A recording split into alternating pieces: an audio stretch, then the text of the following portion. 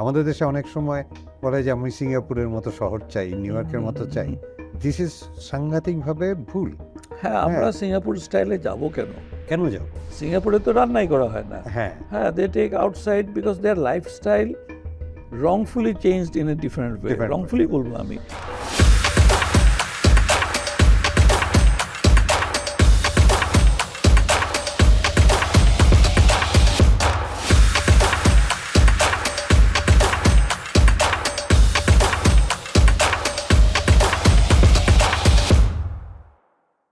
আসসালামু আলাইকুম সুধী মণ্ডলী, আপনাদের আর একবার আমাদের পডকাস্টে শুভেচ্ছা জানাচ্ছি এবং building tomorrow with ideas powered by BTI এই পডকাস্টে আজকের অতিথি আছেন আর্কিটেক্ট দেওয়ান শামসুল আরিফ। তো উনি 1995 সালে বুয়েট থেকে আর্কিটেকচার ডিপার্টমেন্ট থেকে গ্র্যাজুয়েশন করেছেন শর্টে বলতে গেলে। তারপরে জাপানে উনি কনস্ট্রাকশন ম্যানেজমেন্টের উপরে শর্ট কোর্স ট্রেনিং করেছেন। It's actually on the job training I suppose. And উনি proprietor and lead architect of Vista architectural consultant. So that's his firm, and since then he has been working. ওনার অনেক achievement এবং অনেক contribution আছে এই সেক্টরে। তার ভিতরে আমি দু একটা খালি উল্লেখ করব যেটা আমাদের জন্য এবং আমাদের ক্লায়েন্টদের জন্য খুব ইম্পর্ট্যান্ট। তার ভিতরে হচ্ছে 2008-এ যেটা গেজেটেড হয়েছে 2006 থেকে 6-7-8 আর কি, সেটার নির্মাণ বিধিমালা। এবং পরে উনি 2022-এ যে ডিটেল এরিয়া প্ল্যান হয়েছে সেটা নিয়ে উনি অনেক অ্যানালাইসিস করেছেন, because that's quite a controversial to developers, clients and the policy makers. তো এই আলোচনাগুলি করলে পরে যারা দেখছেন এবং যারা আমাদের প্রসপেক্টিভ বায়ার কিংবা যারা বাড়ি বানাচ্ছেন তাদের জন্য জিনিসগুলি অনেক ক্লিয়ার হয়ে যাবে। সেই সঙ্গে সঙ্গে একটু উল্লেখ করতে চাই যে উনি কোর্ট কমপ্লায়েন্সের উপরে কাজ করেন। এটা খুবই একটা ইম্পর্টেন্ট জিনিস। কোর্ট কমপ্লায়েন্সের উপরে যারা কাজ করেন যদি রিয়েলি কমপ্লায়েন্ট হয়, যে কোনো কোর্ট মানে কি যে এইভাবে করতে হবে, সের একটা নির্দেশনা, এই নির্দেশনা ফলো করলেও বিল্ডিং সেফ হয়, বিল্ডিংয়ের আয়ু বাড়ে এবং আপনি ওখানে থেকে পুরোপুরিভাবে যা চেয়েছিলেন তাই পাবেন। সবচেয়ে বড় এক্সাম্পল হচ্ছে যে কোর্ট কমপ্লায়েন্ট হওয়াতে মিয়ানমারে যখন আর্থকুইক হয়, থাইল্যান্ডে এফেক্ট সবচেয়ে মিনিমাল হয়েছে, যদিও কাছাকাছি। এবং one of the reason was that Thailand is a court compliant country, and ওনারা এটা ট্যুরিজমে এখন কিন্তু এটা প্রমোট করেন এই কথাটা বলে। আর উল্লেখযোগ্য প্রজেক্টগুলির ভিতরে অনেকগুলি আছে। তার ভিতরে আমি আমার গ্র্যান্ডচিলড্রেন যেহেতু এখানে পড়ে, সো আমার যাওয়া হয় আগা খান স্কুলের, ওটি কোর্ট কমপ্লায়েন্ট করেছেন, যদিও ডিজাইন ওনার না কিন্তু কোর্ট কমপ্লায়েন্ট। রফিকের ডিজাইন এটা আর্কিটেক্ট রফিক আজমের, but that's one of the very landmark schools. আমি মনে করি যে it's quite a landmark school. উনি প্রফেশনাল প্র্যাকটিসের সঙ্গে সঙ্গে ইন্ডাস্ট্রি একাডেমিয়ার সঙ্গে জড়িত। That is another very important thing, because যারাই একাডেমিক কাজ করে তারা ইন্ডাস্ট্রি থেকে এত দূরে থাকে যে প্র্যাকটিক্যাল ফিল্ডে কী অসুবিধা সুবিধা কী করা উচিত সেটা ওরা কগনিজেন্সে দিতে পারেন না। ওয়ারাজ ওনার মতো কিংবা ওনার মতো আরও কয়েকজন আছে, আমি নিজেও, উনি 5টা ইউনিভার্সিটির সঙ্গে বিভিন্ন সময় ভিজিটিং হোক কিংবা পার্ট টাইম হোক পড়াশোনা করিয়েছেন ওখানে ছাত্রছাত্রীদের। লিড সার্টিফিকেশনে ওনার একটা বড় অবদান আছে এবং উনি 4.1 এক্সিস্টিং ক্যাটাগরিতে লিড সার্টিফিকেশন করিয়ে থাকেন আর কি। তার ভিতরে Ananta garments, which is the third largest garment in the garment industry now, তারা তো এখন অনন্ত টেরেসও করছে। তো এই হলো মোটামুটিভাবে, বলতে গেলে অনেক বলতে হয়, বাট উনি নিজেই কথার মধ্যে বেরিয়ে আসবেন। তো ধন্যবাদ আমাদের সঙ্গে থাকার জন্য। আমরা একটু আরম্ভ করি আজকে এইভাবে। ইট ইজ এ গল্প, আপনি জানেন তো যে গল্পের থেকে মানুষজনকে জানানো যে আর্কিটেক্টরা কী করে, কোর্ট কী করে, ইঞ্জিনিয়াররা কী করে, অ্যান্ড ফাইনালি ডেভেলপাররা কী করে আর কি। অনেকের মনেই অনেক প্রশ্ন থাকে কিন্তু সেগুলি জানানোর মতো কিংবা জিজ্ঞেস করার মতো সুযোগ হয় না। তো ফার্স্ট অফ অল আমি আপনাকে এটা দিয়ে আরম্ভ করতে চাই আপনি যেটা ডিজাইন করবেন এবং যার জন্য যেটা ডিজাইন করবেন, আপনার ক্লায়েন্ট যিনি, এই দুজনের ভিতরে একটা রিলেশনশিপ গ্রো হয়। অ্যান্ড দ্যাট রিলেশনশিপের ভিতরে জাস্ট অলমোস্ট একটা কাপলের মতোই আর কি, দুজনের দুই মত থাকতেই পারে এবং থাকেও সবসময়। বিভিন্ন ক্লায়েন্ট তার পার্সপেক্টিভ অনুযায়ী একভাবে দেখেন, আপনি আর্কিটেকচারাল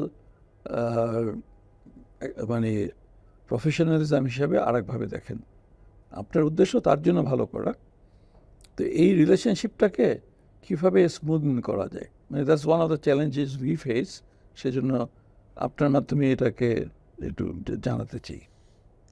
অনেক কঠিন প্রশ্ন অ্যাকচুয়ালি, কারণ এইটি যুদ্ধটা আসলে। জি। মানে আর্কিটেক্ট আসলে তার নিজের জন্য করে না ক্লায়েন্টের জন্য করে, এই প্রশ্নটাতেই আসলে সলিউশনটাকে বের করতে হবে। আমার কাছে মনে হয় যে আর্কিটেক্ট তার ক্লায়েন্টের জন্য করা উচিত। জি। সুতরাং তাহলে ক্লায়েন্টকে আগে বুঝতে হয় এবং বুঝে তার ওই মত অনুযায়ী কাজ করা। তার মধ্যে একটা বড় কনফ্লিক্ট হয়ে দাঁড়ায় মাঝে মধ্যে, যে ক্লায়েন্টের আবার স্টাইল আছে, কিছু ক্লাসিক্যাল স্টাইল হতে পারে, মডার্ন হতে পারে। সুতরাং ওই টেস্টের ব্যাপারটাও অনেক সময় দেখা যায় যে যেই আর্কিটেক্ট যেই টেস্টে ইউজ টু না, তার ক্লায়েন্ট যদি অন্যরকম পড়ে যায়, সেই প্রজেক্টে যদি নিয়ে যায়, তাহলে ওখানে কনফ্লিক্ট আরও বাড়ে। সুতরাং আর্কিটেক্টকেই প্রথমে ডিসাইড করতে হবে যে ওই ক্লায়েন্ট যে প্রোগ্রাম নিয়ে আসছে, whether is comfortable or not to design that thing. যদি না হয় তাহলে তাকে ওখান থেকে সরে আসা উচিত। আর যদি মনে হয় না একই সিঙ্কে আছে, তাহলে সেই কাজটা তাকে আর্কিটেক্টকে ওইভাবেই করতে হবে তার জন্য, ক্লায়েন্টের জন্য। এবং এই ক্লায়েন্টের জন্য করতে যেয়ে অনেক সময়ই আর্কিটেক্ট হোক অথবা ক্লায়েন্টকে বুঝার ইন্টারপ্রিটেশনে না করার কারণে, ফুললি আন্ডারস্ট্যান্ডিংয়ে না আনার কারণে দেখা যায় যে কিছু কনফ্লিক্ট তৈরি হয়। এবং আর্কিটেক্টরা এটা অনেক সময় ক্লায়েন্টকে বুঝাতেও, আমার এতদিনকার ইয়েতে মনে হচ্ছে যে আমাদের টোটাল সোসাইটির মধ্যে যদি বুঝি, আমাদের সমাজে এখনও ক্লায়েন্টরা আর্কিটেক্টকেও ঠিক ওই জায়গাতে নিতে পারেনি যে ট্রাস্টওয়ার্থি যে আর্কিটেক্ট তার হয়ে কাজ করবে। এইটা কমিউনিকেশন গ্যাপ আসলে আর্কিটেক্টরা, এটা আমরা ফেল করছি। এবং এই ফেল করার কারণে আমার কাছে মনে হয় যে আমরা ফেলিং হয়ে আছি এখনও। যদিও প্রত্যেকটা আর্কিটেক্ট প্রত্যেকটা সলিউশন আমরা যে কোনোটা দাগ দিই না কেন, সেই দাগটা দিই কিন্তু ক্লায়েন্টের জন্য এবং ক্লায়েন্টের বেনিফিটের জন্য, ক্লায়েন্টকে কিন্তু বিপদে ফেলার জন্য না। সুতরাং বা আমার চয়েসের জন্য না, উনার চয়েসের জন্য। কিন্তু এইটা যদি ক্লায়েন্ট না বুঝতে পারে, তাহলেই তখন তার মনে হয় যে তার সন্ধিয়ান হয়ে দেখবে যে উনি মনে এটা ঠিক করলো না, ওটা ঠিক করলো না, এটা টেকনিক্যালি রাইট, এবং সেই জ্ঞানটাও যদি ওনার না থাকে, তখন এই প্রবলেম হয়। কিন্তু এত কিছুর পরেও বেশ কিছু এক্সপিরিয়েন্স আমার অন্যভাবে, থার্ড পার্টি এক্সপিরিয়েন্স আছে যে ইফ একটা আর্কিটেক্ট যদি ভালো কাজ করে, ক্লায়েন্ট আজকে না হোক, কালকে হোক, পরশুদিন হোক, বা 5 বছর পরে হলেও বুঝতে পারবে। এটা একটা আমি এই সুযোগে একটা বলতে চাই, একটা ছোট্ট ঘটনা। আমাকে, আমি অত ডিটেল বলবো না, খালি জিসটা বলি। কোনো একটা কারণে একজন আমাকে বলে যে দেখে সে মনে করে যে আমি আর্কিটেক্ট কিনা। বললাম হ্যাঁ, সে তার মেয়েকে আর্কিটেকচার পড়াচ্ছে এবং সে কারণ কি, কারণ একটা আর্কিটেক্ট এত ভালো মানুষ হয়। তখন আমি বললাম কী হচ্ছে? তখন বললো যে উনি একটা বাড়ি করতেছিলেন, তা যে আর্কিটেক্ট করতেছিল, যখন লেআউট হচ্ছিল, উনি নিজে নিজে কিছু চেঞ্জ করছে। তো আর্কিটেক্ট ভিজিটে এসে উনি অনেক ক্ষেপে যায়। ক্ষেপাটা এমন পর্যায়ে হয় যে উনি মনে করতেছিল যে ওই আর্কিটেক্ট ওনাকে মারবে, কেন চেঞ্জ করছে। এবং উনি তারপর দিন ওনাকে বাদ দিয়ে দিচ্ছে যে ও আমার টাকা, আমার জিনিস, ও আমার সাথে কেন ঝগড়া করে। এবং পরবর্তীকালে যখন বিল্ডিং শেষ হয় এবং উনি ইউজ করা আরম্ভ করে, উনি পরে দেখে যে উনি যে কটা চেঞ্জ করছিল, ছোটোখাটো জিনিস, খুব ছোটোখাটো জিনিস, কিন্তু সেগুলো ওই ড্রয়িংয়ে ঠিক ছিল, কোনটা হলে ঠিক হইতো। তখন উনি বলতেছে যে আমি ওকে তো সেই পরিমাণ টাকা দিইনি, ও আমার জন্য এত ডিটেলে চিন্তা করলো কেন। So it was little late আর কি। Yes, it was too late for him, but আন্ডারস্ট্যান্ডিংটা দেখেন যে ইফ আর্কিটেক্ট যদি ঠিক কাজটা করে, সেটা কিন্তু তার রিয়েলাইজেশনে আসছে। এবং উনি সেদিন আমাকে বলছিল যে ওই দিনের পর থেকে উনি প্রত্যেক দিন প্রত্যেক ওয়াক্তের নামাজে তার জন্য দোয়া করে। হ্যাঁ, কারণ একটা কারণে, তার মানে আর্কিটেক্ট যদি ভালো কাজ করে এবং সিনসিয়ার হয় তার ডিজাইনের প্রতি, তাহলে ক্লায়েন্ট কিন্তু একদিন বুঝবে। কিন্তু এই আন্ডারস্ট্যান্ডিংটা প্রথমেই হয় না। এই পরে বোঝাটা তো actually too late for him, but secondary আর্কিটেক্টদের জন্য সুবিধা, যে অন্য সেকেন্ডারি আর্কিটেক্টদের সুবিধা, পরের জেনারেশনের জন্য সুবিধা। রাইট। So তো এই architect আগের ভালো কাজ বোঝানোটার ব্যাপারে ধরেন আমি একটা করে। প্রচারণা দরকার। হ্যাঁ, প্রচারণা, এবং সেই সঙ্গে সঙ্গে এক্সপিরিয়েন্সগুলি অন্যের সঙ্গে, যে আপনি Share যেটা করা। শেয়ার করলেন, ধরেন এটা আমি আবার আমার কোনো ক্লায়েন্টের কাছে শেয়ার করবো আর কি, অফকোর্স। যে আপনি এখন বুঝতে পারছেন না, এই কারণে যতটুকু বোঝানো যায় আর কি, এটা করলে পরে ভালো হবে, যেটা আপনি এখন না বুঝলেও পরে গিয়ে বুঝবেন, কিন্তু তখন তো আর কিছু করা থাকবে না। তো আমার একজন ক্লায়েন্ট আসছে, উনি রেডিমেড একটা অ্যাপার্টমেন্ট কিনবেন। হ্যাঁ, তো উনি যে দেশে থাকেন সেখানে একরকম সোশ্যাল কনটেক্সে থাকেন। তো আসার পর ওনাকে যেটাই দেখাই, সেখানে উনি যে জিনিসগুলি উনি বলতেছেন, যেরকম যে বেডরুম এত ছোট কেন, এত স্কোয়ার ফিট, বড়, অনেক বড় স্কোয়ার ফিট, ধরুন 4000 স্কোয়ার ফিটের, কিন্তু ওনার কাছে বেডরুম ছোট লাগছে। তারপরে উনি বলছেন যে মাঝে মাঝে স্প্লিট লেভেলে স্টেপিং করা কেন, মানে করাতে ওনার একটু অস্বস্তি। তারপরে হচ্ছে যে কোনো কোনো জায়গা দিয়ে ইচ্ছে করে ব্লক করে দেওয়া হয়েছে, ধরেন ওয়েস্টের গরমটা আসবে, এই জায়গাটা ব্লক কেন। ফাইনালি আমি ওনাকে বুঝাতে পারি নাই যে আপনি তো কতটুক সময় কোন স্পেসে ইউজ করেন, দ্যাট ইজ মোস্ট ইম্পর্টেন্ট। আপনি কোথাও থাকেন, আপনার বাথরুম অনেক বড়, এটা অনেক আমলে আমরা যখন ছোট ছিলাম তখনকার দিনের বাড়িগুলিতে বাথরুম খুব বড় থাকতো, বিকজ তখন এই ইউটিলিটির কানেকশনগুলি নেওয়া ওয়াজ ভেরি ডিফিকাল্ট, আর স্পেসের কোনো প্রবলেম ছিল না।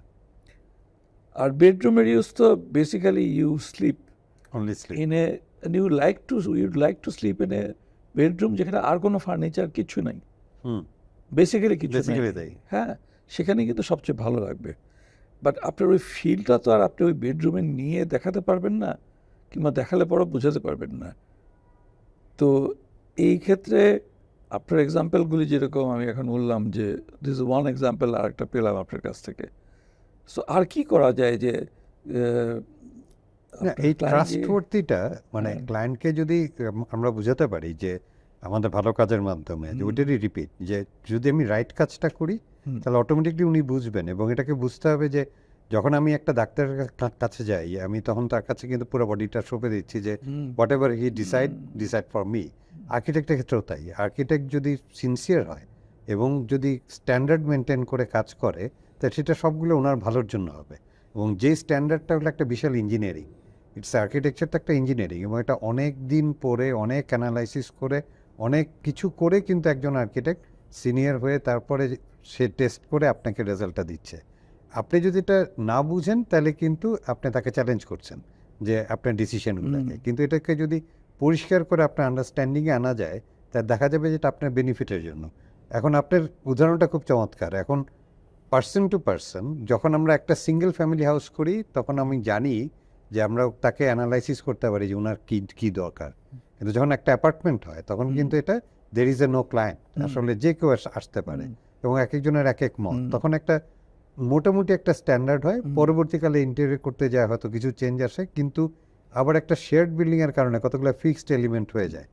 কিন্তু এটা যদি আপনি টয়লেট আর কিচেন তো চেঞ্জ করতে পারছি না, সুতরাং ওই সাইজগুলো চেঞ্জ হয়ে যায়। কারণ কিছু মানুষ আছে যে তার চয়েস হতে পারে যে সে বেডরুম বড় করবে, আরেকজনের চয়েস হতে পারে না অনেক বেশি ওপেন হবে। আমি রিসেন্টলি একটা ফ্রেন্ডের কাজ করতেছি, ওর ইচ্ছা হচ্ছে খালি ওপেন স্পেস বেশি থাকুক, কারণ ওই শোয়ার রুমটা ছোটই হোক বা বেশি রুম দরকার নাই, কারণ উই ডোন্ট নিড ইট।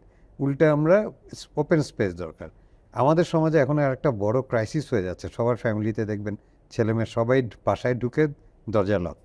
হ্যাঁ, এবং এটা তো একটা ভয়াবহ দিক যাচ্ছে যে ফ্যামিলি লাইফগুলো নাই, সবাই আমরা এই মোবাইলের স্ক্রিনের মধ্যে চলে যাচ্ছি এবং বাসায় দিয়ে চলে যাচ্ছি। কারণ কমন স্পেসে বসে দেখাই হয় না, কথাই হয় না। কমন স্পেসটা যদি ইন্টারেস্টিং না হয় তাহলে সে বসতে পারবে না, সে বসবে না, সে এনজয় করবে। পুরানো নাটকগুলি যদি দেখেন, একটা সিন থাকতোই যেখানে খাবার টেবিলে সবাই একসাথে সবাই গল্প করছে। হ্যাঁ, আবুল হায়াত সাহেবের, হুমায়ুন আহমেদের নাটকে তো ডেফিনেটলি থাকবেই খাবার টেবিল, এবং ওখানেই কিন্তু অ্যাকচুয়ালি ফ্যামিলি ইন্টারাকশন, ডিসিশন, মতামত, কারো ক্ষোভ, কারো খুশি, সব কিছু ওই 1 ঘন্টা 1.5 ঘন্টার ভিতরেই, অ্যান্ড দ্যাট ওয়াজ কম্পালসারি। সেই জিনিসটা তো এখন সোশ্যালি উঠে গেছে অ্যাকচুয়ালি। কিন্তু এটার অনেক বড় ক্ষতি, কারণ একটা গ্রোথ, একটা বাচ্চার যেমন স্কুল, খেলার মাঠ, এগুলো সবই দরকার। প্রত্যেকটার ইন্টারাকশনের মাধ্যমে সে শিখে। সে স্কুলে যায় যখন আরেকটা বাচ্চার সাথে যদি মারামারিও করে, সেখান থেকেও সে শিখে how to win, how to lose, or how to care. এই জিনিসটা কিন্তু যখন আমরা একভাবে যদি তাকে সারাক্ষণ নজরদারিতে রাখি, তাহলে কিন্তু সে এটা শিখবে না এবং শিখতেছে না, এবং ওই গ্রোথটা হচ্ছে না। সুতরাং ওই বাচ্চাটা যখন ফ্যামিলির মধ্যেও ইন্টারেক্টিভ না হবে, আগে যখন একান্নবর্তী ফ্যামিলি ছিল, কাজিনদের সাথেও যে ইন্টারাকশন, সেটাও কিন্তু তার হেল্প করে তার পরবর্তী লাইফের, বিজনেস লাইফে অথবা তার নিজের লাইনে। তা আমরা এই জিনিসগুলোকে লুজ আউট করব কি না, আমরা শহর টাইট হবে, দিস ইজ ট্রু, ইন্ডিভিজুয়ালিস্টিক হয়ে যাব, সেটাও ট্রু, কিন্তু সেখান থেকে কতখানি আবার আমরা এটা গেট ব্যাক করতে পারি, সেটা যদি না করি তাহলে কিন্তু সমস্যা হয়। আর অলরেডি ওয়েস্টার্ন ওয়ার্ল্ড এই ফেজগুলো পার হয়ে আসছে, তারা এখন আমাদের পুরনো ফেজে ফিরে যাওয়ার জন্য চেষ্টা করছে, এবং এইখান থেকে কিন্তু আমাদের বাইরের অনেক উদাহরণ আছে যেখান থেকে আমরা শিখতে পারি, এবং শিখতে পারি সেম ভুলটা আমরা কেন করব। আমাদের দেশে অনেক সময় বলে যে আমি সিঙ্গাপুরের মতো শহর চাই, নিউ ইয়র্কের মতো চাই, দিস ইজ সাংঘাতিকভাবে ভুল। হ্যাঁ, আমরা সিঙ্গাপুর স্টাইলে যাব কেন? কেন যাব? সিঙ্গাপুরে তো রান্নাই করা হয় না। হ্যাঁ, they take outside because their lifestyle wrongfully changed in a different way. wrongfully বলবো আমি, তারা ইকোনমিক্যালি, বা আমি যদি অন্যভাবে দেখি যে এটা রাইটফুল ট্রং থেকে ওদের যেই ভুলগুলো আছে, এগুলো তো এখন অ্যানালাইসিস করে আমরা জানতে পারি। ওয়েস্টার্ন ওয়ার্ল্ডেরও সিটির পর সিটি হয়ে গেছে কার বেসড, যাকে দেখা গেছে ওগুলো ফেইলুর। অস্ট্রেলিয়া, আমেরিকাতে প্রচুর উদাহরণ আছে, এবং ওই উদাহরণগুলো তো এখন সবাই আমরা জানি। তাহলে আমরা সেম মডিউল কেন নিব? সেম মডিউল কেন নিব? আরেকটা জিনিস হচ্ছে যে এই যে আমাদের একটা স্বকীয়তা আছে, আমরা নদীমাতৃক দেশ, প্রচুর পানি, জোয়ার ভাটা আছে, আমাদের নেচারও একটু সমস্যা আছে, আমরা খুব ইমোশনালি মুভ করি, আবার ব্যাকলগে যাই, কিন্তু আমাদের ডেন্সিটি ইজ ভেরি হাই। এবং পৃথিবীর, আমার মানে ডাটাটা আমার নাই, কিন্তু কাছে নাই, কিন্তু অনেকদিন আগে আমি দেখছিলাম যে আমাদের ল্যান্ডমাস, মানে টোটাল দেশের ল্যান্ডমাসের সাথে পপুলেশনের যে ডিস্ট্রিবিউশন, সেটা মনে হয় ওয়ার্ল্ডের আমরাই হায়েস্ট হবো।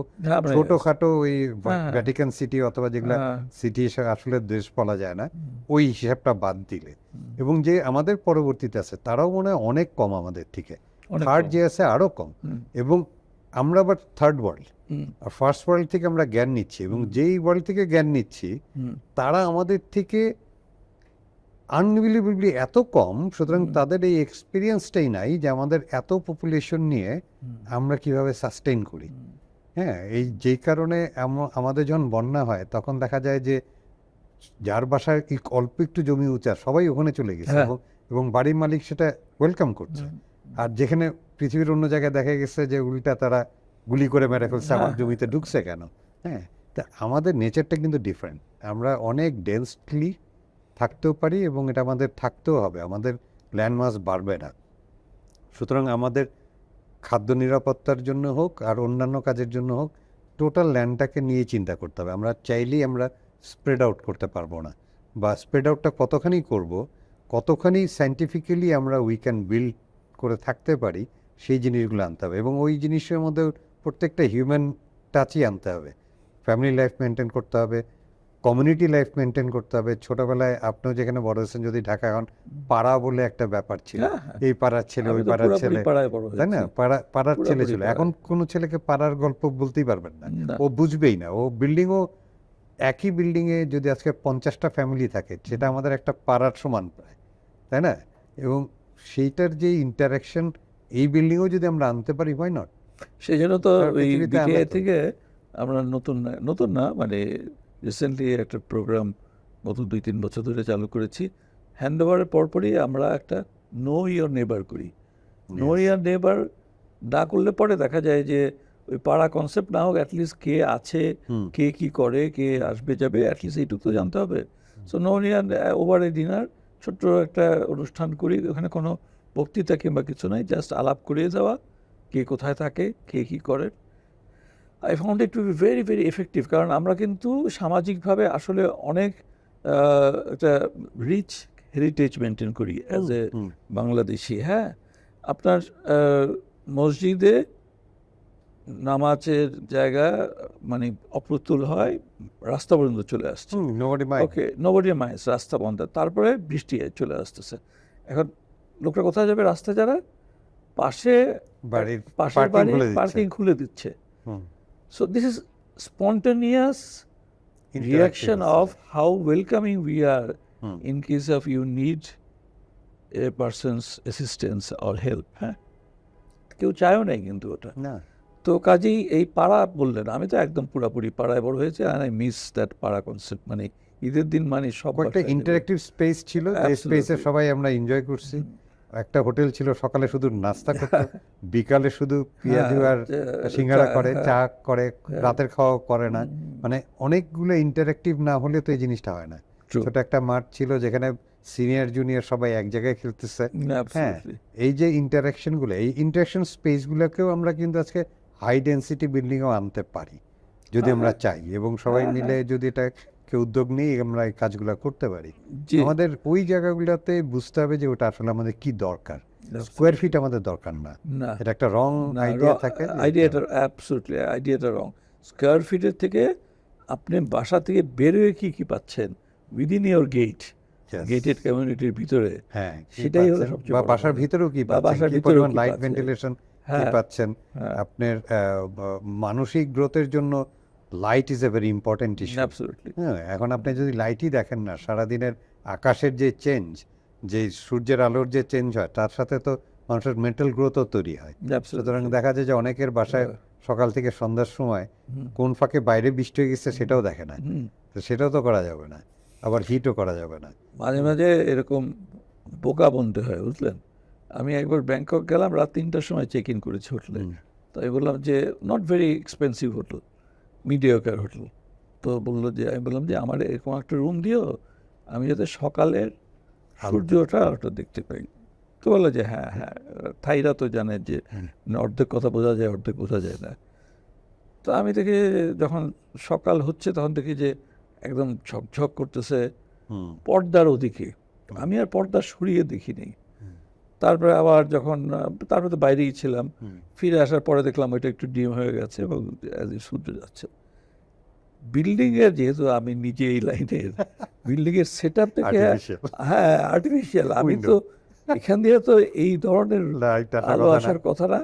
তারপরে পর্দা আবার সরানো যায় না, বুঝছেন, ক্লিপ করা। Clip করা। হ্যাঁ, ক্লিপ টিপ খুলে সরাই দেখি যে ওদিক থেকে ফুল লাইটিং করা, টাইমার দিয়ে, বুঝছেন। Timer দিয়ে। হ্যাঁ, ওটা আস্তে আস্তে ডিম হয়, আবার আস্তে আস্তে ব্রাইট হয়। তারপর আমার রাগ হয় নাই, কিন্তু okay they could give us ambience দেওয়ার চেষ্টা করছে। অ্যাম্বিয়েন্স দেওয়ার চেষ্টা তো করছে অ্যাটলিস্ট। কামিং ব্যাক টু আপনার একটু আগেই আপনি ডেন্সিটির কথা বলছিলেন, অর্থাৎ পপুলেশন ডেন্সিটি, আমরা যেটাকে জনঘনত্ব বলি আর কি। এটার one of the measurement is person per acre. সেখান থেকে চলে আসে মানে যেটা ধরা আছে যে 3.93 is a fraction number, but like 4% is a family. So একটা ফ্যামিলি কত কাঠা জমির ভিতরে একটা ফ্যামিলি থাকবে সেটাকে একটা ইউনিটে নিয়ে আসা হয়েছে রিসেন্টলি ডিটেল এরিয়া প্ল্যানে। জাস্ট দর্শকের বলছি আর কি, যে total construction area divided by the total land area, এটাই হলো ratio. It has got no unit because it's a ratio. সেটা ওই রুলের ভিতরে দিয়ে দেওয়া হচ্ছে, এবং ওটা যদি হয়, ধরেন কথা বলতে বলছি 5, আর ল্যান্ড এরিয়া যদি হয় 5 কাঠা, 5 কাঠা ইজ 3,600 স্কোয়ার ফিট। তো 3,600 ইন্টু 5 করলে যা আসে 16,500 মতো, এটাই আপনি টোটাল বানাতে পারবেন। এবং এটা জমির আয়তন এবং সামনের রাস্তার প্রশস্ততা, এই দুটোর উপরে নির্ভর করে ফাইনালি আপনারা 2008-এ গিয়ে এটা গেজেটেড করলেন, যেটার পরে একটা বিশাল পজিটিভ এফেক্ট দেখা গেল। কারণ মানুষজনকে এমজিসিটা আসছে, এখানে ম্যাক্সিমাম গ্রাউন্ড কভারেজ আবার এর বেশি হতে পারবে না। বড় জমি হলে পরে 50%, আমি তো একদম জেনারেলাইজ বলছি, ছোট জমি হলে রিলেটিভলি 40%। তাতে করে খুব একটা ভালো এফেক্ট দেখা গেল, সেটা হলো যে সামনে আপনি কিছুটুকু বাগানের জায়গা রাখতে পারছেন, লাইট ভেন্টিলেশন, কোয়ালিটিটা ইমপ্রুভ করে, total quality of the building. But ওদিকে আপনি হাই রেজে যাচ্ছেন, বিকজ আপনার টোটাল এরিয়ার তো বলা আছে, ওটা তো আপনি ইউটিলাইজ করতে হবে। সো আপনার ম্যাক্সিমাম গ্রাউন্ড এরিয়া বলা আছে 50% ছাড়তে হবে, আপনি 60%ই ছাড়লেন, কিন্তু উপরের দিকে যেতে পারছেন। তো সেই জন্যই কিন্তু সেই বিল্ডিংগুলি became pretty attractive comparing to 96 buildings. তো the issue came in the later years, তো 2008 থেকে তারপরে তো প্রায় কয়েক বছর চললো আর কি। তো এই কয়েক বছরে দেখা গেল যে ধরনেরই এলাকা হোক, সেখানে জনঘনত্ব এক এক এলাকায় এক এক রকম। সো সেখানে জনঘনত্ব যাই হোক না কেন, সেখানে বাড়ি ঠিকই উঁচা হয়ে যাচ্ছে, রাস্তার কিন্তু প্রশস্ততা একটা ডিফাইন করা আছে, কিন্তু যেহেতু বাড়ি উঁচু হচ্ছে, গাড়ির সংখ্যা বাড়তেছে, অন্যান্য যানবাহনের সংখ্যা বাড়ছে, এবং ইউটিলিটি কানেক্ট যেগুলি লোড নেওয়ার কথা, পার্টিকুলার ইলেকট্রিসিটি আর পানি, সেগুলি নিয়ে বারবার করে এগুলি রিনিউ করতে হচ্ছে। তখন যারা বিজ্ঞ লোকজন আছেন, তারা আবার, বিশেষ করে প্ল্যানাররা এবং আর্কিটেক্টরা, ইঞ্জিনিয়াররা, তো ডেফিনেটলি ইঞ্জিনিয়ারিং থেকেই আর্কিটেকচার আসছে, আর্কিটেকচার থেকেই প্ল্যানিং আসছে, তো বেসিক কিন্তু ইঞ্জিনিয়ারিং অ্যাকচুয়ালি। হ্যাঁ, ডেফিনেটলি। তো এটা অনেকে ভুলে যান আর কি। Very social engineering. Very social engineering, absolutely social absolutely. Absolutely. তো ওনারা এই নতুন ডিটেল এরিয়া প্ল্যান অগাস্ট 2022-এ যেটা দেওয়া হলো, সেখানে এই FAR যেটা, সেটার মান দুইভাবে ডিটারমাইন করতে থাকলেন। একটা হলো যে এলাকা ভিত্তিক ঘনত্ব কত, ডেন্সিটি কত, সে তার উপরে ডিপেন্ড করে FAR আসছে, ম্যাথমেটিক্যাল ফর্মুলা অটোমেটিক্যালি চলে আসে। আর রাস্তা কতখানি, সেটা, এই দুটার ভিতরে কম যেটা, সেটাই হবে আপনার FAR। সো ইউজুয়ালি কম এলাকা ভিত্তিকটাই ওনারা মান যেভাবে দিয়েছেন, এবং ওনারা মানটা এনেছেন কোথার থেকে, যে ওই ওয়ার্ডে পার্টিকুলারলি জনসংখ্যা কত এবং এরিয়া কতখানি ওই ওয়ার্ডে, উইচ ইজ প্রিটি সাইন্টিফিক এবং র্যাশনাল। বাট এই র্যাশনালিটির ভিতরেও কিছু শুভঙ্করের ফাঁকি রয়ে গিয়েছিল, বিকজ এখনও আছে, বিকজ যেখানে যে এলাকা ধরা হয়েছে, সেখানে নন অ্যাপ্রুভড বসবাস যারা করছে বাড়িতে, নন অ্যাপ্রুভড বলতে মানে যেটা কোনো ইয়ে নাই, মানে ইলিগাল বিল্ডিং, যেটা কোনো অ্যাপ্রুভাল নাই, সেই জনসংখ্যাগুলি ধরা হয়নি। তো এটা কাউকে খুশি করার জন্য করা হয়েছে, যেরকম গুলশান বনানী বাড়িধারা এলাকায়, ধানমন্ডি এলাকায় বেশি ধরা হয়েছে, আশেপাশে এলাকাকে ধরা হয়েছে, কিন্তু জনগণকে আর ধরা হয়নি আর কি, যারা এটা থাকে। আবার কোনো জায়গায় এমনই কম ধরা হয়েছে যে, বাট যেখানে থাকা is very important, like Moghbazar Indira road, which important এই জন্য বললাম যে ওখান থেকে কমিউনিকেশন ইজ ভেরি ইজি, আপনি ইউনিভার্সিটিগুলি কাছাকাছি, স্কুলগুলি কাছাকাছি, and so on. So communication is a very important aspect, যেহেতু আমরা গাড়ি ভিত্তিক হয়ে গেছি আবার, বাট আমরা ক্যালিফোর্নিয়ার মতো জায়গা নাই, কিন্তু কার বেসড হয়ে গেছি। আচ্ছা, ওনাদের এটা থিওরিটিক্যাল, আমি থিওরিটিক্যাল বলছি, কিন্তু অ্যাকাডেমিক্যাল র্যাশনালিটি হলো যে একটু শহরের পেরিফেরিতে গিয়ে থাকবেন মানুষজন, যেখানে গেলে পরে আপনার রাস্তাঘাটও ভালো হয়ে গেছে কিংবা যাবে, সেটা 300 ফিট ধরেন, আর পূর্বাচল ধরেন, আর তারও ওদিকে গাজীপুর, রাজদেপুর পর্যন্ত ধরেন। সো সেখানে গিয়ে আপনি আরও ঘনত্ব নাই, এখানে জনঘনত্ব অত কম, সো সেখানে গিয়ে থাকলে পরে আপনি আসা যাওয়া করবেন, এদিকে কমে আসবে। বাট দ্য প্রবলেম ইজ, ওনারা এটা রিয়েলাইজ করলেও বলেননি কিংবা করেনি নাই, যে আমার তো সেই ফ্যাসিলিটি এখনো গ্রো করে নাই।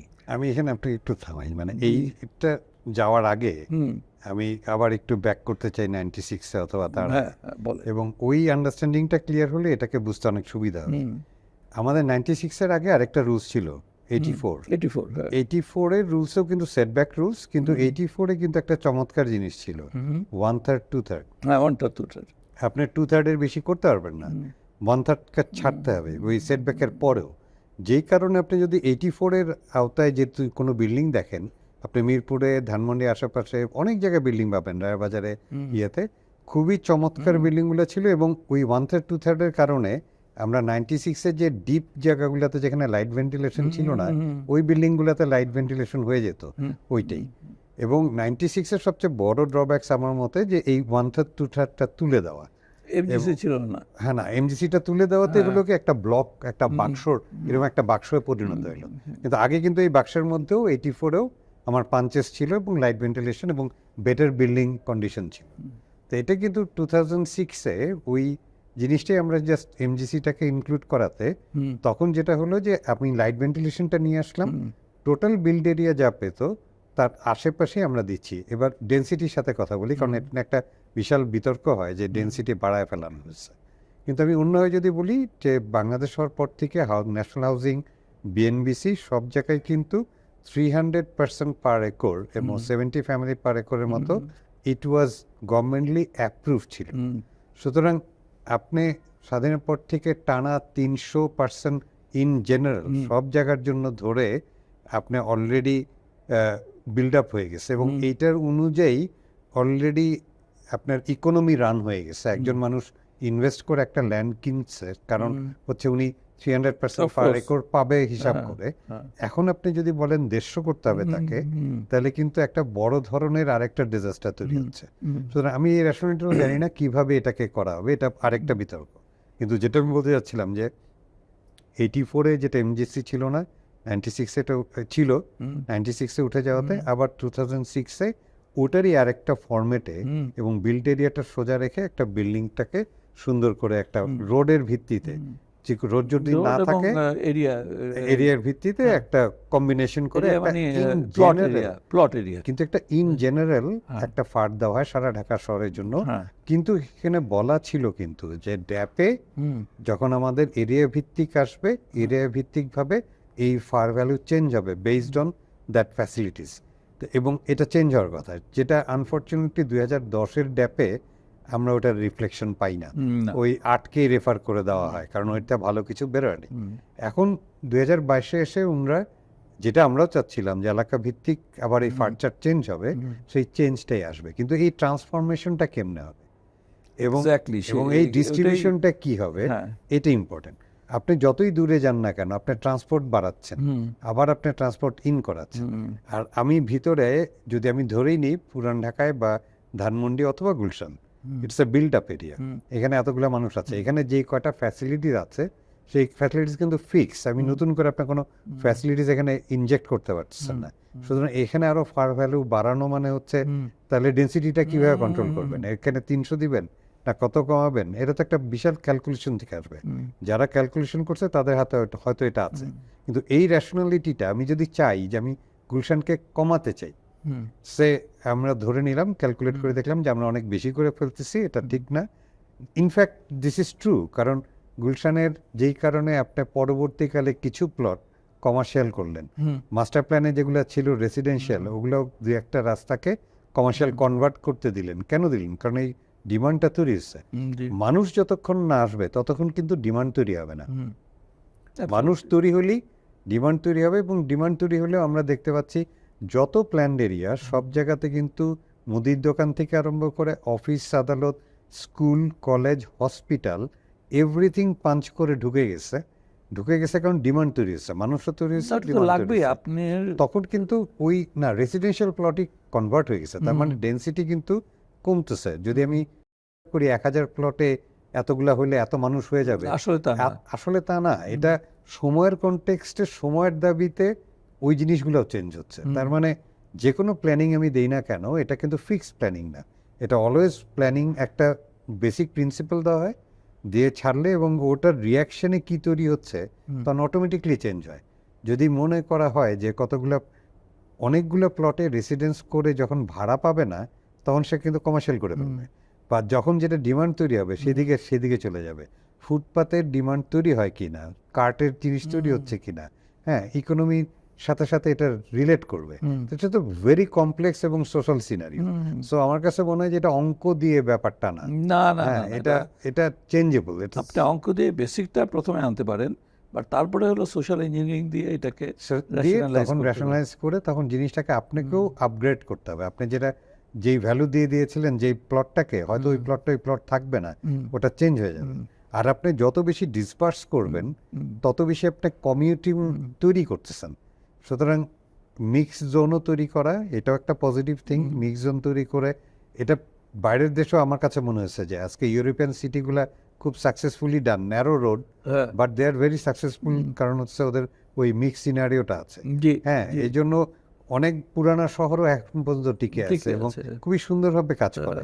এবং মাস ট্রানজিট সিস্টেম মানুষকে ট্রান্সপোর্ট করে যদি আপনি মুভ করাতে পারি, তাহলেই কিন্তু আমি অনেক মানুষকে কনসেন্ট্রেট করে রাখতে পারি। যত কমিউটিং আমি কমাবো তত বেশি ইকোনমি হবে, তার জন্য সাস্টেনেবল হবে, আবার ওই ইন্টারাকশন হবে। ইন্টারাকশন স্পেসগুলো কতটুকু দিতে পারি, এটা একটা কমপ্লেক্সই নয়, কিন্তু এটা একটা থট প্রসেস। এই থট প্রসেসের মধ্যে থেকে আপনি করবেন না, ধরেন একটা জায়গায় যে বললেন যে দূরে আসলে চলে যাবো না, সবগুলো ইউনিভার্সিটি হবে, তাহলে আমাকে সবাইকে ওখানে যেতে হবে, আবার আসতে হবে। সেই সো এই ডিসবার্স প্ল্যানিং না কোন ইন্টারঅ্যাক্টিভ প্ল্যানিং আপনি করবেন, ভেরি ভেরি সো এইটা খুবই ইম্পর্টেন্ট যে আসলে শুধু উপর থেকে দেখা না, এটাকে টেস্ট করে করে বুঝে বুঝে, এই জন্য এরিয়া বেসড হওয়া উচিত। এবং আমি যদি মনে করি আজকে আমি গুলশান থেকে সরাতে চাই মানুষকে, তাহলে আমি কোথায় নিতে চাই, আমি এমন একটা জায়গা কমিউট করতে পারে মানুষ, সেখানেও কিন্তু গুলশানের মতো ফ্যাসিলিটিস দিলেই মানুষ যাবে, আদারওয়াইজ যাবে না। এবং সেখানে যদি আমি আবার বলি যে এখানে 300 ডেন্সিটি ওকে, ওখানে 150, তাহলে কিন্তু এই গুলশানের লোক ওখানে যাবে না। হ্যাঁ, যাবে না, কারণ হচ্ছে যে তারও তো ওখানে একটা কমিউনিটি দরকার, সব কিছু দরকার। অথবা ওই ফ্যাসিলিটিস হতে পারে, বা ওখানে কেন তৈরি করবে যে এই মানুষ ওখানে যাবে। ইকোনমি যদি সাস্টেইন না করে, আবার যখনই আমি কমাই দিব ল্যান্ড রেশিওর সাথে, যখন আমার বিল্ড ফর্ম কমে যাবে, তখন কিন্তু আমার এটা প্রাইস হাইক করবে, প্রাইস হাইক করলে যাবে। সেটাই তো হয়েছে 2022-এর পরে। আমি বারবারই বলছিলাম যে ইফ ইউ সাডেনলি একটা জিনিস হলো কি, যে আপনার ফেজিং করে করা আর হলো সাডেনলি করা। আর আপনি সাডেনলি যদি এটা করেন, এটা প্রাইস হাইক হতে বাধ্য। It is a normal economic concept, থিওরিও বলবো না। ইউরোপ আমেরিকায় প্রচুর উদাহরণ আছে যে অনেক ওরা সোশ্যাল হাউসিং এর মতো ইয়েতে কমিউনিস্ট কান্ট্রিতে হয়েছে, প্রচুর বিল্ডিং করে ফেলছিল, কিন্তু পরে এগুলো ডেড সিটিতে পরিণত হয়েছে, ডেড প্রজেক্টে পরিণত হয়েছে, মানুষ থাকে নাই। কারণ মানুষ করলেই যে থাকবে তা না কিন্তু। হ্যাঁ, সুতরাং ওটারও আরেক ধরনের চেষ্টাটা করতে হবে। এই জন্য এই ডেনসিটি, মানুষের সক্ষমতা, সবগুলোকে মাথায় রেখে, এবং ফ্যাসিলিটিসগুলো জরুরি। ফ্যাসিলিটিসগুলোর দোহাই দিয়ে যদি আমরা কম করি, ফ্যাসিলিটিস তো আপনি তৈরি করে দিচ্ছেন না, এটা অটো তৈরি হবে। ধানমন্ডিতে যতগুলো স্কুল কলেজ এক্সট্রা হয়ে গেছে, এটা কিন্তু কেউ করে দেয়, এটা কিন্তু অটোমেটিকলি তৈরি হয়েছে, কারণ সিটিতে এটা প্রয়োজন ছিল তাই। হ্যাঁ, এবং তারা জোর করে করে ফেলছে, আজকে সব জায়গায় তাই হচ্ছে। সুতরাং যদি এই ফোর্সটা থাকে, আপনি মানুষ আনতে পারেন, মানুষকে কনসেন্ট্রেট করতে পারেন, এবং পরে তাকে একটু গাইড করতে পারেন যে ঠিক আছে তুমি এখানে করো, এই প্লটগুলোকে ট্রান্সফার করো, আমি ট্রান্সপোর্ট সিস্টেমটাকে আমরা উন্নতি করি, তাহলে কিন্তু অনেক জিনিস হয়। আমাদের তেজগাঁও অঞ্চলটা it's can B A business district for, এটা আস্তে আস্তে হচ্ছে, কিন্তু সাথে কিন্তু ট্রান্সপোর্ট সিস্টেমটা ইন্টিগ্রেটেড হয়নি। হাতির ঝিলের প্রজেক্টটাও আপনার ওইটার রাস্তার যে প্রবলেম হবে সেটাকেও অ্যাড্রেস করা হয় না, এখনো হয়নি, মানে কিন্তু এটাকে কিন্তু করতে হবে। হাতির ঝিল করার সময় কোনো ধরনের এত বেশি ডিসরিগার্ড করা হয়েছে চারিদিকের কমিউনিকেশনকেও, শুধু একটা প্রজেক্ট করা হয়েছে, কিন্তু ইট ওয়াজ এ অ্যানাদার অপরচুনিটি ছিল যে টোটাল কমিউনিকেশনে এটা কি রোল প্লে করবে, হ্যাঁ, নর্থ অ্যান্ড সাউথের মধ্যে, তাহলেও জিনিসগুলো কিন্তু অ্যাবসলিউটলি চেঞ্জ হয়ে যেত। সুতরাং আমরা খণ্ডিতভাবে যদি না দেখে, যদি সার্বিকভাবে যদি আসি, এবং সত্যি সত্যি আমরা ইঞ্জিনিয়ারিংটাকে পুশ করতে পারি, তা আমার মনে হয় আমার সিটি বাড়ানোর দরকার নেই। আমি 2005 সাল থেকে অনেক সময় দেখেছি যে আমাদের road side was very densed, just behind that আমার বিল্ডিং হচ্ছে রোড সাইডে বিল্ডিং 5 তলা 6 তলা বা 8 তলা 10 তলা, পিছনেই কিন্তু আমার সব দোতলা 1 তলা, এবং ডিসবার্স কোনো ডেন্সিটি ইজ ভেরি লো। কিন্তু পুরাটাকে নিয়ে যদি কাজ করা যায় এবং ইনপুট দেওয়া যায়, যে রোড ওয়াইডেনিং থেকে আরম্ভ করে কমিউনিকেশনটাকে তৈরি করা, এবং সুযোগ দেওয়া যে তুমি আজকে স্কুল করে ফেলো, মাঠ করে ফেলো। রিসেন্টলি আমি অবাক হই যে বসুন্ধরাতে বা অনেক জায়গায় শুনতেছি যে 3 কাঠা 5 কাঠা পার ঘন্টায় ফুটবল খেলার জন্য 8,000 10,000 টাকা রেন্ট হয়। তা আপনি চিন্তা করে দেখেন যে একটা রেসিডেন্সিয়াল প্লট ওয়াজ রেন্ট, এবং অনেকে বাড়ি না করে উল্টেই ভাড়া দিচ্ছে। ইকোনমি আর্নিং ওটা অনেক বেশি, এবং এখানে অলরেডি ট্রান্সফার হয়ে যাচ্ছে, মানে ভূমি ব্যবহার কিন্তু চেঞ্জ হয়ে যাচ্ছে, এবং চেঞ্জ হয়ে যায়, মানুষ ওই জিনিসটা করে ফেলতেছে। সোশ্যালি এই জিনিসগুলো তৈরি হবে, ইন্টারাকশনের সাথে সাথে এটা বাড়বে। আর একটা এক্সাম্পল আছে, তো আপনি জানেন কিনা, এই যে গুলশান 2-এ, নর্থ গুলশানের একেবারে গোলচক্করের তো নাই এখন, মানে ওই জায়গাটায় সেকেন্ড রো অফ রোডে একটা রাতের কাবাব বলে। এটা কেন তৈরি হয়েছে? আপনার যে সেই পাড়ার আমার সেই সন্ধ্যার এটা তো নাই, রাতের বেলা আমার ক্ষুধা, মানে পেটের ক্ষুধা না, ওই মনের ক্ষুধার জন্য কিন্তু এখন রাতে চলে গেছে। ইন্টারঅ্যাক্ট, গোয়িং দেয়ার, ট্রাফিক নাই, কিছু নাই, ওই মুহূর্তে যাচ্ছে। হ্যাঁ, স্টেশন ওয়াগনের পিছে খাবার আছে which is pretty hygienic, because যারা আনেন তারাও অন্য কাজ করে একটা এক্সট্রা ইনকামের জন্য আনেন। ইন্টারাকশন সোফার গুড, একটু কন্ট্রোল হয়তো করতে হবে জাস্ট ক্রাইমটা ঠিক রাখার জন্য, বাট সোফার সো গুড। বাট আপনি যে বললেন যে স্পন্টেনিয়াসলি হয়ে যাবেই, এটা আপনি ঠেকিয়ে রাখতে পারবেন না, এইভাবেই হয়ে যাবে। বরং এটা ঠেকাতে গেলে পরে উল্টা আমরা অন্য এটার সাথে reaction যদি হবে। মার্চ করে আমরা মানে স্ট্যান্ডার্ডাইজেশনটা ঢুকাতে পারি, Absolutely, তাইলেই দেখা যাবে absolutely. যে আমরা স্ট্যান্ডার্ড ফরম্যাটেও থাকবো, Absolutely. সেফটিতেও থাকবো এবং সবকিছুই হবে। সেটাই অ্যাকচুয়ালি 2022-এর এখন যে রিভিউ মোটো হচ্ছে, হওয়া উচিত। হ্যাঁ এই রিভিউতে সেটাই আমরা ডেভেলপাররা পার্টিকুলারলি রিহ্যাব থেকে, আর্কিটেক্টরা, ইনস্টিটিউট অফ আর্কিটেক্টস থেকে চাচ্ছি যে ওটাকে ওই জিনিসগুলিকে অ্যাডাপ্ট করে নিয়েই রিভিউ করতে আর কি, এবং রিভিউ করে সেইভাবে ভ্যালুয়েশন আনতে। যদিও এটা এখনও সলিউশন হয়নি, বাট আশা করি এটা একটা কোনো স্ট্যান্ডে গিয়ে দাঁড়াবে। একটা প্রশ্ন ছিল আপনার কাছে, আমরা ড্যাপ বলতে গিয়ে অনেক কিছু আলোচনা করেছি, but I think that was fruitful. আমি অ্যাটলিস্ট আপনার কাছ থেকে অনেক কিছু বুঝতে পারলাম। ক্লায়েন্ট অ্যান্ড আর্কিটেক্টের ভিতরে আপনি বলেছেন রিলেশনশিপের কথা, বাট ক্লায়েন্টেরও একটা প্রফেশনালিজম আছে। আপনার যেরকম আছে, আমার যেরকম আছে, ক্লায়েন্টের একটা প্রফেশনালিজম আছে। সে আর্কিটেক্ট না হতে পারে, বাট তার প্রফেশন থেকে সে আপনার তার চাহিদাটা বলতে পারে। এখন আপনি কিন্তু একটু আগেই বলেছেন যে তার চাহিদাকে অ্যাকচুয়ালি প্রাধান্য Priority দিতে দেওয়া- দিতে দিতে হবে, because you are Because- making for him Him and he will stay. and they will stay. I would say he will থেকে they will they will stay, because বাসার মহিলারা এখানে বিশাল একটা রোল প্লে করেন, বাচ্চারাও করে। সো আমি তো অ্যাকচুয়ালি ক্লায়েন্ট আসলে পরে প্রথমে বাচ্চাদের হিট করি আর কি। হ্যাঁ, because they are the final decision maker. আগে ওয়াইফ ছিল, এখন টিনেজাররা হয়ে গেছে, যারা জেনজি আর কি, তারা হয়ে গেছে। সো আমি তাদের আগে প্লিজ করার চেষ্টা করি, and they understand pretty well তাড়াতাড়ি। আর তারা ওই তর্ক বিতর্কে যেতে চায় না। হ্যাঁ, rationally you tell and they accept it. আপনি এটাকে কীভাবে হ্যান্ডেল করেন?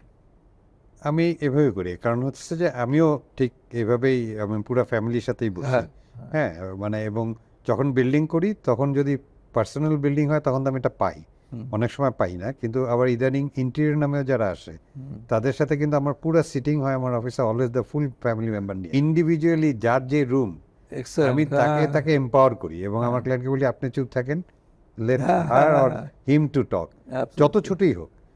তারপরে উইশ থাকতে পারে, ওদের অনেক ধরনের উইশ থাকে সবারও, ওই ক্লায়েন্টেরও। যদি সেটা আমার টেকনিক্যালি রং হয় তাহলে আমি টেকনিক্যালি তাদেরকে বোঝানোর চেষ্টা করি যে how to resolve it.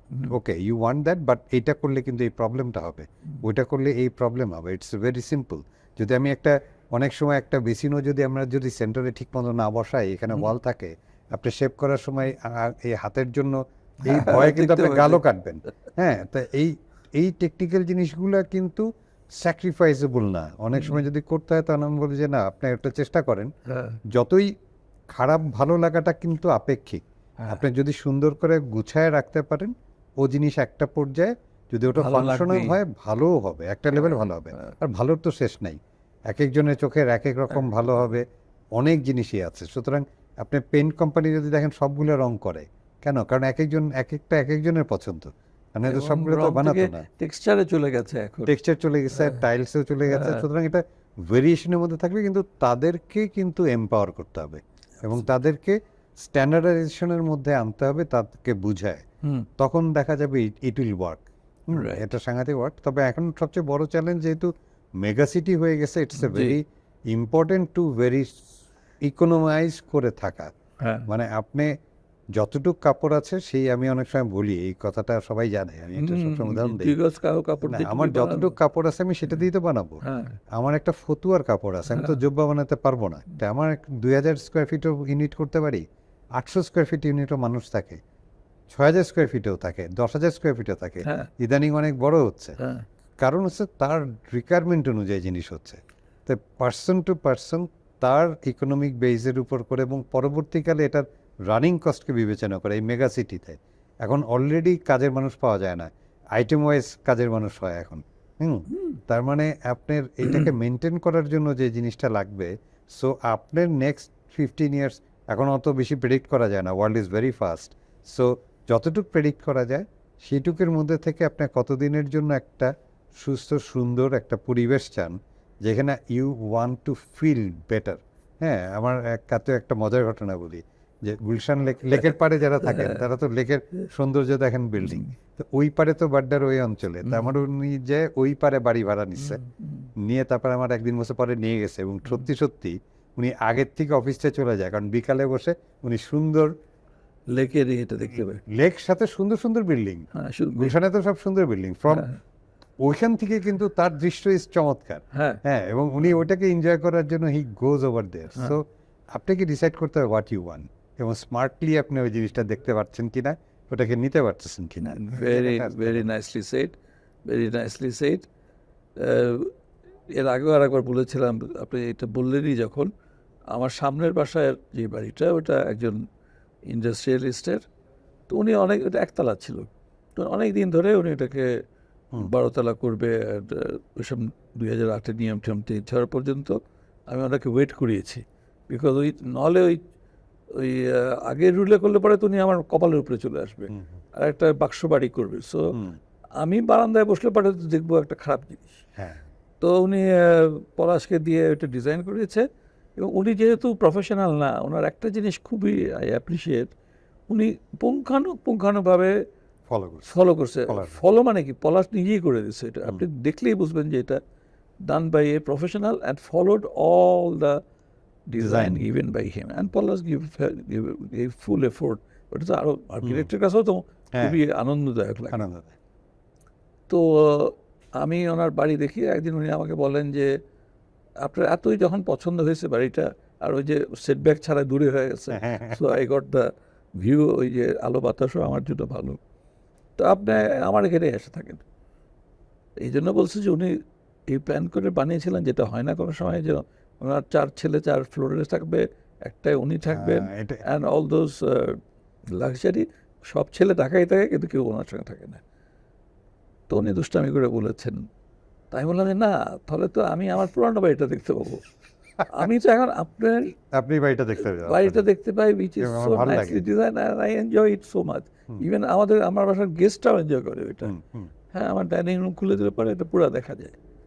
So that is the thing, যে আপনি কি শুধু থাকছেন সেটা না, আপনি কি দেখতে পাচ্ছেন বাইরে, এটা ইম্পর্টেন্ট একটা বাড়ির। এর জন্য ভেরি ভাইটাল যে আমাদের রুলস রেগুলেশনটা কিভাবে সরকার দিচ্ছে, এবং সেই অনুযায়ী আমাদের জনগণকে আমরা সেই জিনিসটা দিতে পারছি কিনা। হ্যাঁ, একটা সুন্দর আগলি সিটি দিব না একটা ভালো সিটি দিব, হ্যাঁ, রোবাস্ট একটা জিনিস দিব না কি দিব। হ্যাঁ, কমিউনিকেশন থেকে আরম্ভ করে সব স্পেস, ছোটখাটো স্পেসগুলোকেও আনার চেষ্টা করা, যখন কনসেন্ট্রেট হচ্ছি, সুতরাং তাই আমি ওগুলাকে দিতে পারছি কিনা, দিতে পারলে কিন্তু অনেক অনেক হয়ে যায়। যেমন এই যে অনেক বড় প্রজেক্ট যখন করতেছে এখন 200, 300, 400 ফ্যামিলি একটা প্রজেক্টে গেটেড কমিউনিটি করছে, তো সেখানে কিন্তু একদম বেসিক নিডস যেমন day care and old care, এই জিনিসগুলো কিন্তু কমার্শিয়াল না, this is a very needed things. না, আমরাও দিচ্ছি না, এটা হচ্ছে আমরা কিন্তু 2008-এ বা 2006-7 এগুলোকে আমরা ইনকর্পোরেট করার চেষ্টা করেছি, যে ওই কারণ হচ্ছে যে আমাদেরকে একটা ওখান থেকে বেরোয় অন্য বিল্ডিংয়ে যদি রাখতে হয় তাহলে একটা কমিউট বাড়ে, একটা কমিউট বাড়লে রোডে কনজেশন বাড়ে, অথবা যদি একই জায়গায় আমরা এটাকে সলভ করে ফেলতে পারি তাহলে অনেক জিনিস বেটার হয়। তো এতক্ষণ আমরা আলোচনা করলাম নানান ব্যাপার নিয়ে। এখন অ্যাজ এ ডেভেলপার আমাদের সামনে অনেকগুলি চ্যালেঞ্জ আসছে, অ্যান্ড অ্যাজ এ আর্কিটেক্ট এটাকে লুক ফরওয়ার্ড করে আমরা what steps we can take, এই ব্যাপারে যদি আমাদের একটু এনলাইটেন করেন। এটা প্রথমেই তো এই প্রক্রিয়াটাই একটা দ্বন্দ্ব আছে এখানে। যখন একটা আর্কিটেক্ট এবং ক্লায়েন্টের মধ্যে থাকে পুরো জায়গাটা, তখন শুধু কনসালটেন্সির মধ্যে থাকে, কিন্তু যখন এটা বিল্ডেবল করে আপনি প্রেজেন্ট করছেন, যখন কনসালটেন্সিটাও আপনার মধ্যে ঢুকে যাচ্ছে, তার মানে ডিজাইন পার্ট আপনি নিয়ে নিচ্ছেন এবং বিল্ডারটাও আপনি হচ্ছেন, তার মানে এখানে কনস্ট্রাকশন এবং এখানে ইন্টারেস্টটাও ডিফারেন্ট হয়ে যাচ্ছে, সুতরাং একটা কমপ্লেক্স সিচুয়েশন দাঁড়ায়। এই সিচুয়েশনে ওই ডেভেলপারের যারাই ফ্লারিশ করছে তারা আসলে এটাকে ব্যালেন্স করতে পারছে যে ভালো, তার বিজনেসটাও হচ্ছে, আবার আর্কিটেকচারের প্রতিও অথবা বিল্ডিংয়ের প্রতি তার ওই ডেডিকেশনটা যেটা আছে, যেটা ঢাকা শহরে অলরেডি টপ লেয়ারে যে কজনের নাম আমরা শুনতে পাই, তার প্রধান কারণই হচ্ছে এটা, কারণ তারা ওই জায়গাটা থেকে কম্প্রোমাইজ হয়তো করছে না, অথবা ওনার ক্লায়েন্টকে উনি বোঝাতে সক্ষম হচ্ছে যে this is the quality, this is you have to take, এবং that's why this price is coming. So প্রাইসের সাথে উনার কোয়ালিটিটাও সাইমেন্টেনিয়াসলি যাচ্ছে। সুতরাং এটা একটা বড় চ্যালেঞ্জ, এবং এই চ্যালেঞ্জটা অলরেডি মনে হয় আপনারা অনেকেই এটাকে ওভারকাম করে ফেলছেন এই লাইনে। কিন্তু যেটা আমার মানে কনসার্ন, যেটা আমরা ফেস করছি একটা ক্লায়েন্টের প্রতি, যে ক্লায়েন্ট অ্যান্ড আর্কিটেক্টের যে ডিস্ট্রাস্টটা এবং আর্কিটেক্টকে কতখানি এম্পাওয়ার করছে, সেটা কিন্তু ভেরি ইম্পর্টেন্ট। সেটা আপনার ক্ষেত্রেও প্রযোজ্য হবে। আপনার টিমে কম্পিটেন্ট আর্কিটেক্ট রাখা it's a team building, it's a total একটা টিম। কোনো বিল্ডিং এককভাবে একটা আর্কিটেক্ট দেওয়া হয় না, যদি এটা পরিপূর্ণতা পায় পুরো একটা টিমের credit goes to all team members.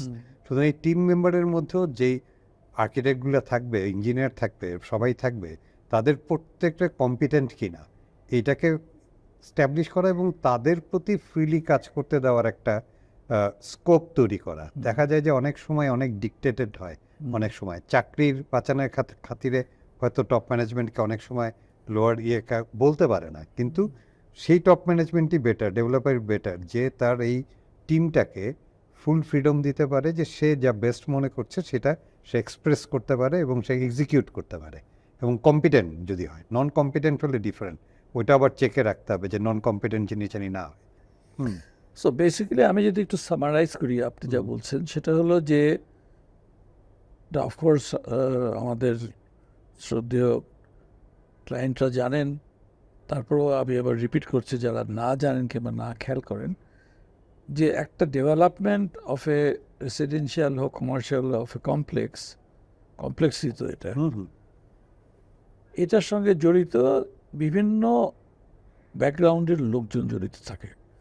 Particularly যদি শুধু ডিজাইনটাও যদি ধরি, সেই ডিজাইনের ভিতরেই আর্কিটেক্ট তো বেসিক, তারপরে আছে ইলেকট্রোমেকানিক্যাল, না না, তার আগে স্ট্রাকচারাল ইঞ্জিনিয়ার আছে, তারপরে ইলেকট্রোমেকানিক্যাল আছে, তারপরে এটার ইভেন্ট রক্ষণাবেক্ষণের জন্য এন্ড সেফটির জন্য এন্ড ফায়ার, ভবিষ্যৎ রক্ষণাবেক্ষণ, এটা খুবই হ্যাঁ, এগুলির জন্য আলাদা স্পেশালাইজ লোক আছে কিংবা হায়ার করতে হবে কিংবা আনতে হবে আর কি। তো সেইটার ক্ষেত্রে আপনি নিজে as an architect what you are telling, যে বেসিকটা যদি ভালো হয়, অ্যাকচুয়ালি একজন ভালো আর্কিটেক্ট আসলে কিন্তু স্ট্রাকচারাল কনসেপ্ট তার ভালোই থাকে, কিন্তু সে নিজেই প্রথমে ঠিক করে নেয় যে how efficiently this will be optimal structure, কস্টের দিক দিয়ে, সেফটির দিক দিয়ে, অ্যান্ড কোডের দিক দিয়ে। Very correct. So what you are telling যে competent architect. Competent. Of course, choose the proper professional. Yes. Don't choose a doctor or lawyer or an architect or an engineer যে আপনাকে 9-6 বুঝিয়ে বিয়ে করে দেবে, ডেফিনেটলি আপনাকে পার রাইট করে মানুষ দেবে। চুজ করতে হবে। সো রাইট মানুষটা চুজ করতে হবে। But once we have chosen the right মানুষ, তাকে অফকোর্স ওই ফ্রিডমটা, ওই ফ্রিডম, ওই Economic and- ট্রাস্ট অ্যান্ড ওই ফিনান্সিয়াল সাপোর্টটা দিতে হবে। Thank you very much. Inshallah, we'll do that, and we'll continue to look forward and remain as the top leading, not only developer, we want to make BTA institute. ইনশাআল্লাহ। This is also already an institute. আমরা অনেক কিছু করি absolutely কোনো কস্টের সঙ্গে ইয়েই নেই, নিজের পকেট থেকে পয়সা দিয়ে, টু ডেলিভার নলেজ। হ্যাঁ, আমাদের থেকে বেরিয়ে গিয়ে আর অ্যাটলিস্ট 6টা কোম্পানি হয়ে গেছে এখন, বড় কোম্পানি। দ্যাটস এ সাকসেস আমরা মনে করি আমাদের জন্য। তো দেখা হবে আর একদিন। জি, থ্যাংক ইউ, এবং আরো ধন্যবাদ আপনাকে এবং দর্শকদেরকেও এত ধৈর্য সহকারে শোনার জন্য। তো দর্শক মণ্ডলী, আমাদের building tomorrow with ideas powered by BTI এই এপিসোডের এখানেই সমাপ্ত বলছি, এবং আমাদের অতিথিকে অত্যন্ত ধন্যবাদ।